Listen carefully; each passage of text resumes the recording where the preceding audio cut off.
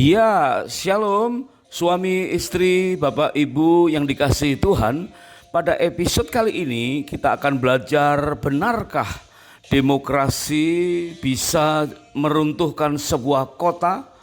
Nah, kita akan belajar dari salah satu wilayah dari negara Turki modern saat ini, yaitu tentang salah satu dari kota di kitab Wahyu pasal yang kedua dan pasal yang ketiga, sebagai pola pernikahan yang dapat kita ambil keteladanannya. Apa yang perlu kita teladani dan apa yang kita perlu hindari dari keadaan kota Laodikia, yaitu kota ketujuh dari kitab Wahyu pasal 2 dan pasal yang ketiga. Kota Laodikia atau Laodicea yang memiliki arti justice of the people, yaitu keadilan atau kekuasaan rakyat. Semacam gereja besar di kota besar yang menerapkan cara-cara demokrasi. Gereja sekota yang melambangkan keadaan kita pada zaman akhir ini. Dan faktanya kota Laodikia sampai saat ini hanya tinggal puing-puingnya saja. Hanya tinggal peninggalan-peninggalan arkeologi yang kita bisa temukan di salah satu wilayah di negara Turki modern. Nah, mengapa bisa terjadi demikian? Nah, sudahkah kita berencana mengadakan perjalanan honeymoon yang kedua? Maka melalui bulan madu berikutnya itu adalah saat-saat semacam saat yang sangat tepat untuk kita belajar dari kesalahan. Tentu dengan saling rendah hati dan banyak berbincang-bincang berduaan saja bersama pasangan. Nah, nanti jika ada berkat pengetahuan baru atau kesaksian atau kisah-kisah di seputar Bapak Ibu semua tentang yang mirip dengan Laodikia, silakan ditulis di kolom komentar. Jangan segan-segan tinggalkan komentar di kolom komentar supaya bisa menjadi berkat buat yang lain. Nah, pada episode kali ini pola pernikahan dari keluarga-keluarga yang beribadah di gereja kota Laodikia seperti apa, yang mengalami pembusukan akibat penerapan demokrasi. Yuk kita mulai. Kita tengok sebentar apa yang tercantum dalam Ulangan pasal yang ke-24 ayat yang kelima sebagai acuan kita.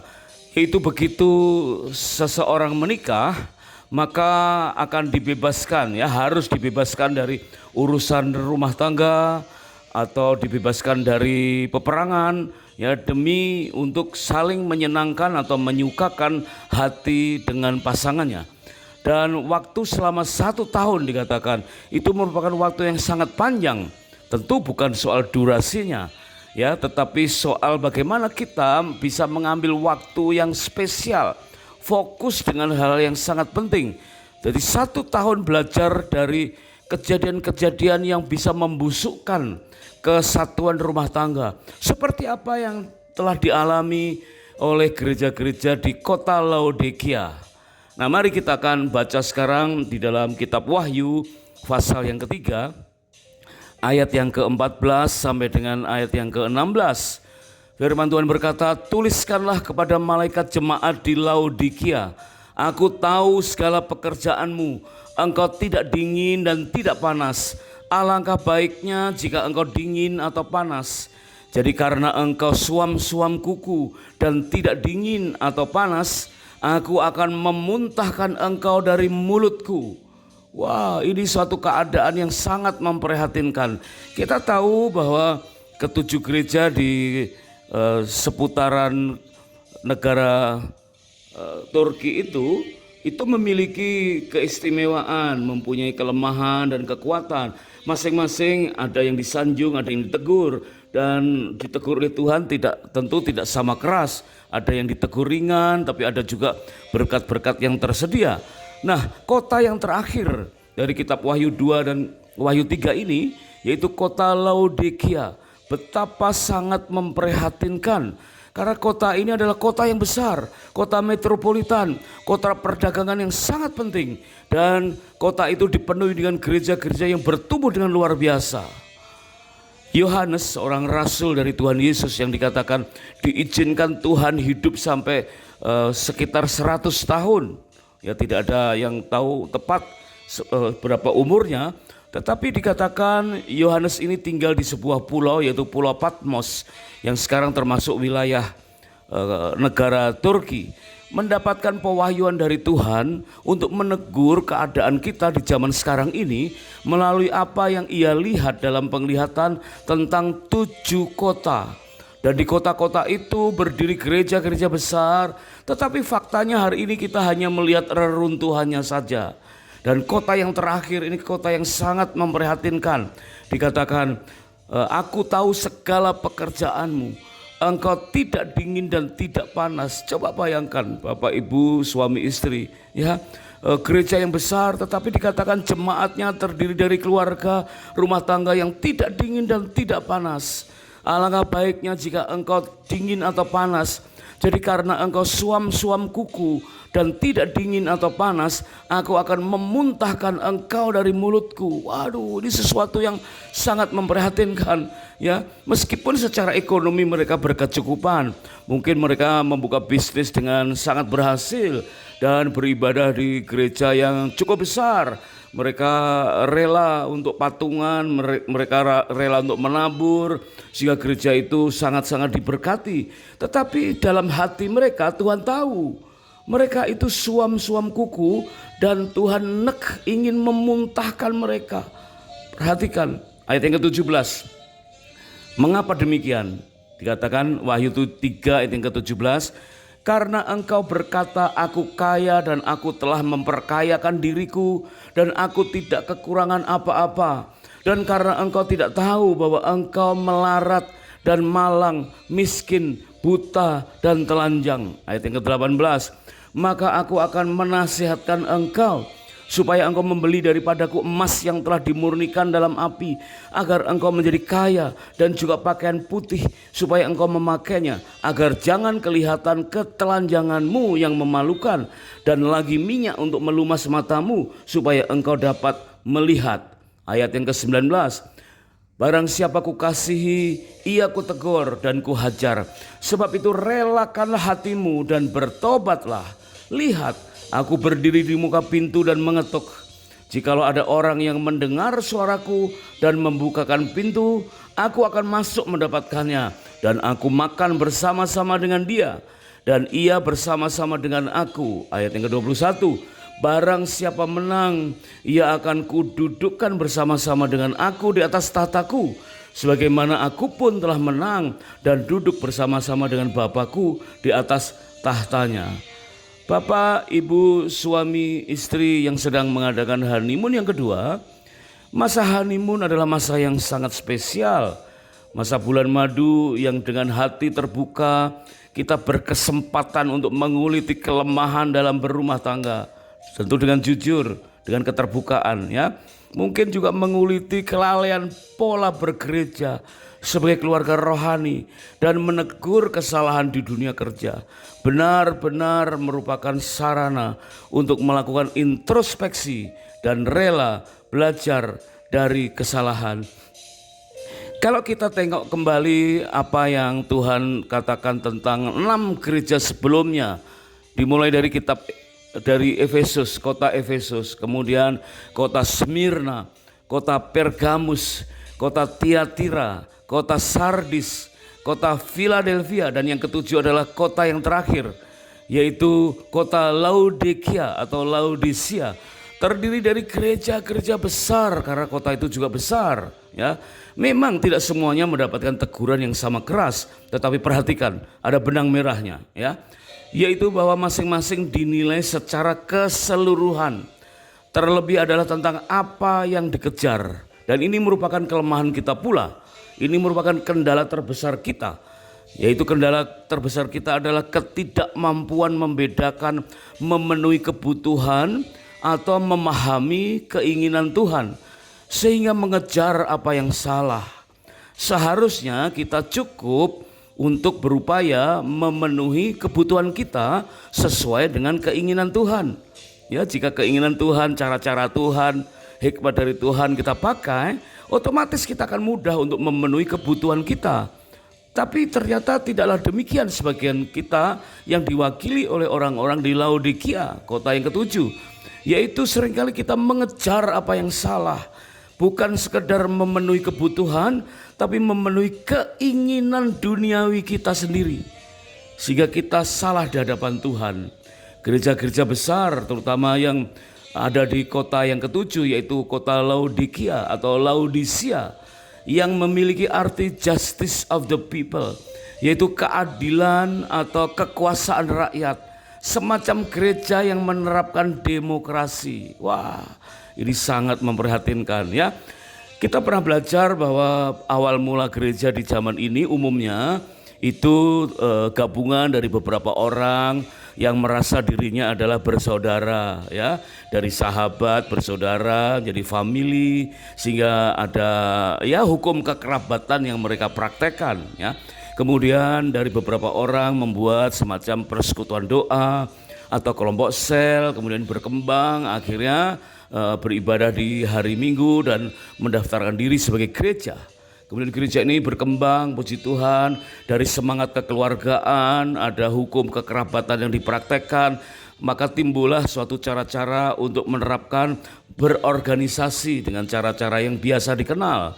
Nah, beberapa gereja mungkin berorganisasi dengan cara-cara seperti yang dilakukan oleh Laodikia ini, yaitu bagaimana menghormati suara rakyat, menghormati pendapat banyak orang. Sehingga Laodikia jatuh dalam persoalan yang sangat berat yang akhirnya membusukkan pertumbuhan gereja bahkan kota itu, yaitu justice of the people, keadilan atau kekuasaan. Gereja yang menerapkan prinsip-prinsip demokrasi, bukan lagi teokrasi. Memang meskipun kita menamakan diri kita atau wadah kita memakai prinsip teokrasi, tetapi kadang-kadang jika kurang bijak juga akan mengikis hukum kekerabatan. Apalagi ada beberapa pengambil keputusan yang ada sikap insecure atau membanding-bandingkan diri dengan penghasilan, pendapatan atau pencapaian dengan orang lain atau gereja yang lain, sehingga terjadilah insecure dan akibatnya bisa menerapkan beberapa hal yang tidak sesuai lagi dengan prinsip-prinsip teokrasi. Justru di situ ada berita-berita, ada prinsip tentang ya udah kalau ada persoalan terapkan aja by system. Nah, by system, di mana sistem itu juga yang membuat adalah kita semua para orang-orang manusia yang belum tentu sesuai dengan asas-asas yang murni dari teokrasi. Sehingga meskipun penerapannya itu kita namakan sebagai teokrasi, tapi bisa saja mengikis hukum kekerabatan. Nah, itulah ya kelemahan atau jika kurang bijak menerapkan prinsip teokrasi, apalagi kalau prinsip Laodikia. Ya, jelas kata Laodikia atau Laodicea adalah justice of the people. Itu udah jelas-jelas memang menyalahi hukum teokrasi dan mengikis hukum kekerabatan. Ya, memang mungkin mereka berdalih ya demi kekerabatan tetap utuh, ya supaya semua orang itu bisa didengar, karena memang semua jemaat ingin didengar, ingin berpartisipasi dengan usulan-usulan, semua pendapat mendapatkan nilai yang sama, maka akhirnya justru jatuh dalam Laodicea, yaitu justice of the people. Nah, bagaimana dengan keadaan media sosial saat ini? Contoh saja misalkan YouTube ya. Bagaimana di YouTube bisa kita lihat banyak orang berpendapat, ada banyak usulan-usulan tentang bergereja ya, dan mereka semua ingin didengar. Nah, ini mirip-mirip kejadiannya seperti di zaman Laodikia ya, bahwa semua orang mudah saja berpendapat, semua orang mudah saja untuk mengajukan nilai-nilai yang mereka akui benar. Ya, mereka ingin didengar, sehingga di YouTube berseliweran banyak hal, usulan tentang ibadah, pendapat tentang ibadah, penilaian tentang denominasi ini, denominasi itu. Akhirnya ada banyak pertentangan antar denominasi yang sebetulnya itu hanya perlu dibahas secara sebatas saja, tidak perlu sampai ke ranah umum. Itulah yang terjadi saat ini. Penduduk kota Laodikia dikenal mempunyai kekuatan massa yang sangat besar. Mereka mudah kompak, tapi bukan dengan hati yang sungguh-sungguh untuk Tuhan.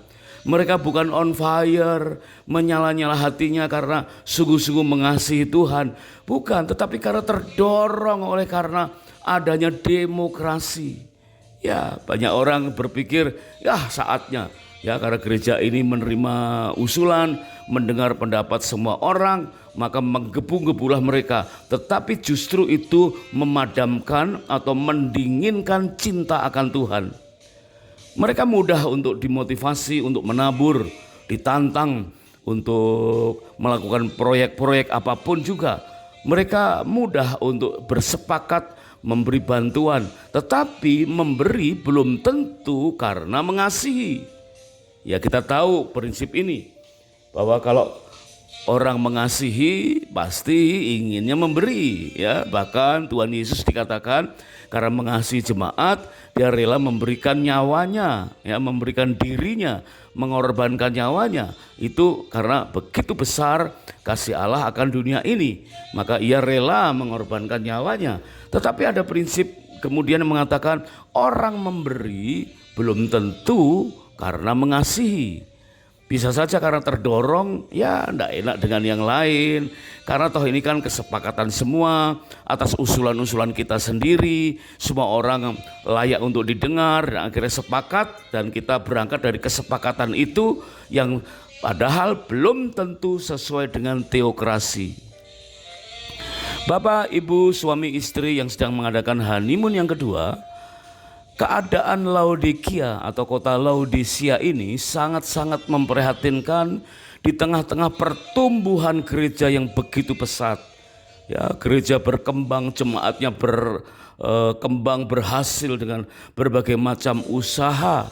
Bahkan di sini dikatakan beberapa dari mereka, ya, Tuhan mendengar melalui apa yang dinubuatkan oleh Rasul Yohanes.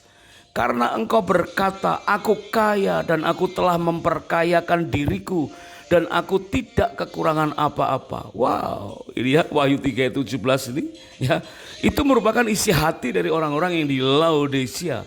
Berkata, aku kaya dan aku telah memperkayakan diriku dan aku tidak kekurangan apa-apa. Mungkin saja mereka benar dalam hal materi, ya.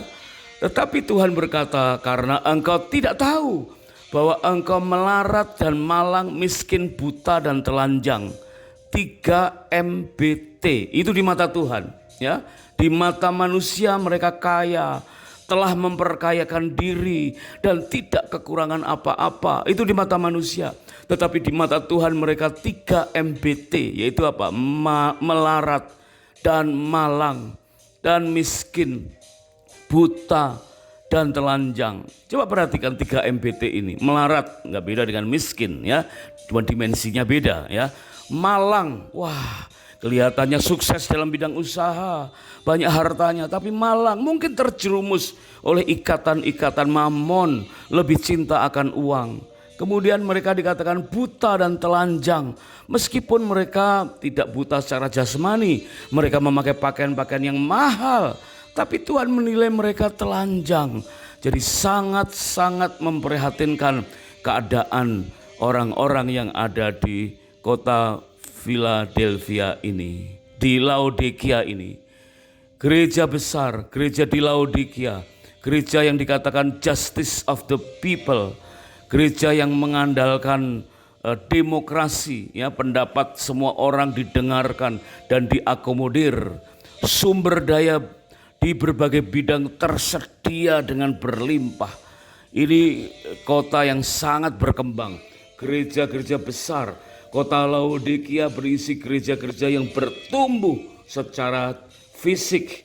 Mungkin dengan panggung-panggung yang kalau hari ini kita bisa saksikan begitu megah, dengan lighting yang begitu mewah, sound system yang dari depan sampai belakang terdengar dengan jelas, ya. Wah, memakai kiat-kiat entertain yang sangat luar biasa. Bahkan ada beberapa yang pakai asap, ada semuknya, ya, supaya menggambarkan betapa kemuliaan Allah itu turun dan menguasai ruangan itu. Sangat-sangat luar biasa. Ya, sumber daya sangat tersedia, bahkan dengan berlimpah. dengan kecenderungan hidup merasa hidupnya mapan dan nyaman. Tetapi Tuhan dikatakan berkata, mereka dianggap tidak dingin dan tidak panas.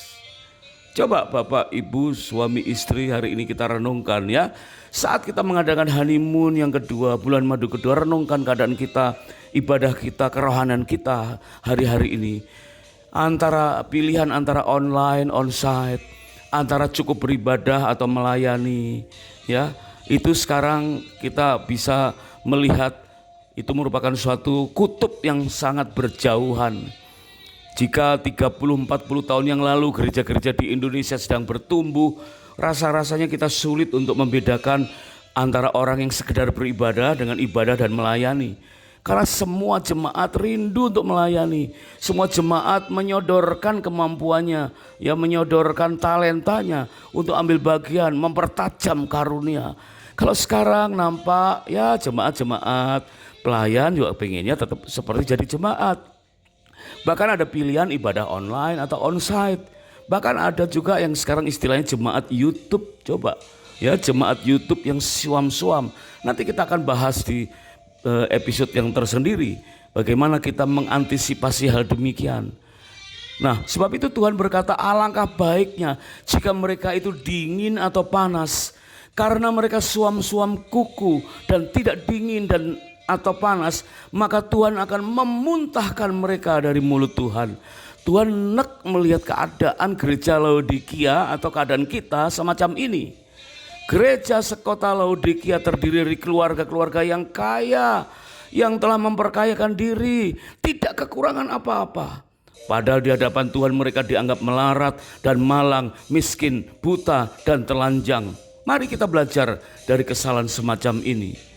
Kepada Laodikia Tuhan menyuruh untuk membeli emas yang telah dimurnikan dalam api agar menjadi kaya. Padahal sudah kaya ya secara materi, tetapi secara rohani mereka miskin. Maka perlu beli emas yang dimurnikan dan juga pakaian putih supaya jangan kelihatan ketelanjangan yang memalukan, serta membeli minyak untuk melumas mata supaya dapat melihat. Menurut Wahyu pasal 19 ayat yang ke-8, pakaian putih tertulis sebagai perbuatan-perbuatan benar dari orang-orang kudus. Nah, selagi kita mengadakan bulan madu kedua kali ini, kita dapat belajar dari ketujuh gereja tersebut. Kita dapat mempelajari tentang apa yang tidak disukai Tuhan, yaitu yang hidupnya tidak intim dengan Tuhan, sekedar aktivitas karena banyak orang melakukannya, ya, yang justru meninggalkan iman yang alkitabiah, yang bersikap toleran terhadap para pemimpin jemaat atau guru atau pengerja awam yang amoral, yang mati rohani. Contohnya di kota Sardis, ya suam-suam kuku yang di Laodikia ini, yang menggantikan kekudusan, kebenaran, hikmat rohani dengan keberhasilan secara duniawi. Maka kita perlu menengok kembali keteladanan dari Abraham, ya, bahwa teguran terhadap ketujuh gereja itu kita bisa luruskan ketika kita melihat keteladanan dari Abraham waktu berselisih dengan Lot, ya, dan tetap menjaga hukum kekerabatan dan tetap menjaga kekudusan. Di mata Tuhan, keluarga-keluarga di Laodikia yang meskipun berkata aku kaya dan aku telah memperkayakan diriku dan aku tidak kekurangan apa-apa, tetapi di mata Tuhan mereka sedang tidak tahu bahwa mereka sesungguhnya melarat, malang, miskin, buta dan telanjang. Ini memang berupa kiasan. Tetapi bagi kita, perhatikan, ketika kita ditetapkan oleh Tuhan, sebagaimana dalam Matius 19 ayat yang ke-6, bahwa suami istri bukan lagi dua, melainkan satu. Dan suami ditetapkan sebagai kepala, dan istri ditetapkan sebagai penolong. Maka biarlah suami dan istri bukan sekedar berupaya saling menyenangkan dengan cara-cara kesenangan dunia, tetapi benar-benar kita bisa mengikis hal-hal yang tidak dikehendaki oleh Tuhan, sebagaimana apa yang terjadi di Laodikia. Bisa jadi beberapa mengawali pernikahan dengan berbagai cara atau tujuan yang ya biasanya berawal dari pisah harta, ya, karena mungkin sudah terlanjur saking banyaknya harta, atau masing-masing terlibat dengan nama atau investasi dalam bidang usaha, supaya terpisah antara usaha dan harta pribadi, maka ada perjanjian pisah harta.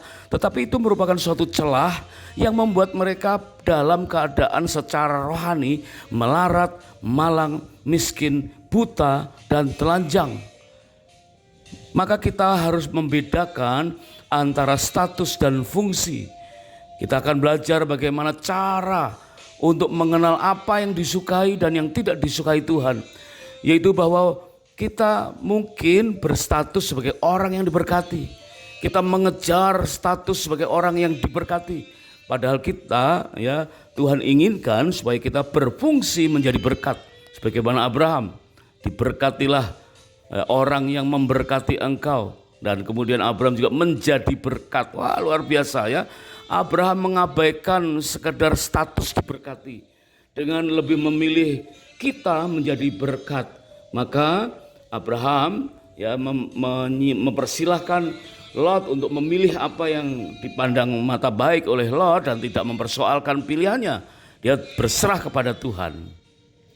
Bapak, ibu, suami istri yang sedang mengadakan honeymoon yang kedua, sebagai pola pernikahan yang dapat kita ambil kisahnya sebagai peringatan, yaitu kota Laodikia ini atau Laodicea yang memiliki arti justice of the people, yaitu keadilan atau kekuasaan rakyat, semacam gereja yang menerapkan demokrasi yang justru mengakibatkan gereja itu membusuk, runtuh. Bahkan kota Laodikia sekarang kita bisa temukan hanya tinggal puing-puingnya saja.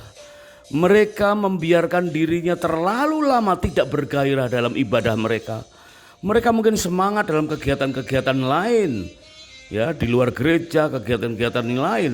Tapi hati mereka suam-suam kuku dan tidak sungguh-sungguh mengasihi Tuhan. Kita perlu belajar dari kesalahan Laodikia ini dan benar-benar kita bisa mendapatkan apa yang disukai Tuhan, yaitu hanya mengandalkan Tuhan dengan memakai pakaian putih, yaitu kebenaran menurut standar Tuhan. Terima kasih sudah menyimak. Kami sangat bersuka cita jika episode ini dapat menjadi berkat, dan terima kasih jika berkenan untuk subscribe atau like, dan silakan di-share ke pasangan yang lain. Jika ada kesaksian atau pertanyaan atau pendapat, silakan menulis di kolom komentar supaya menjadi berkat buat kita semua. Sampai jumpa pada episode berikutnya, dan kiranya Tuhan Yesus memberkati rumah tangga dan pernikahan kita dengan berlimpah-limpah-limpah. God bless.